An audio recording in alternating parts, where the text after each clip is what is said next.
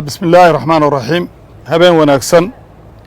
sida lala wada socdo waxaa 12 bishan ku dhawaaqnay in 15 Abriil magaalada caasimadda ah ee Muqdisho lagu soo rogi doono bandow ka bilaabanaya 8 fiidnimo kuna eg 5 aroornimo tallaabadaas oo qayb ka ah dadaalka lagu xakameynayo faafidda xanuunka khatarta ah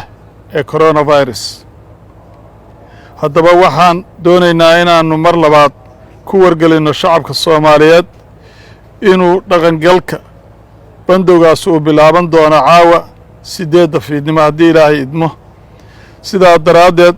waxaannu muwaadiniinta sharafta leh ka codsanaynaa inay u hoggaansamaan ciidamada amniga waxaa la farayaa inay ka howlgalaan dhaqangelinta bandowgaas iyagoo hubinaya inuu si buuxda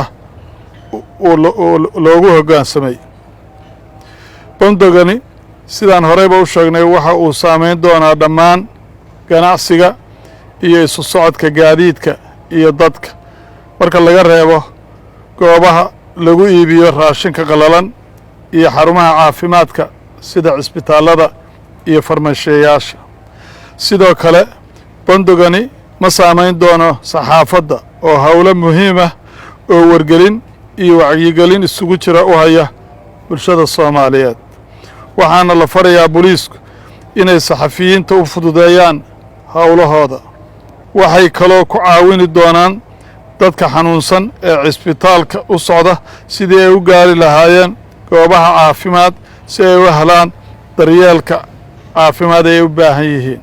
والسلام عليكم ورحمة الله وبركاته.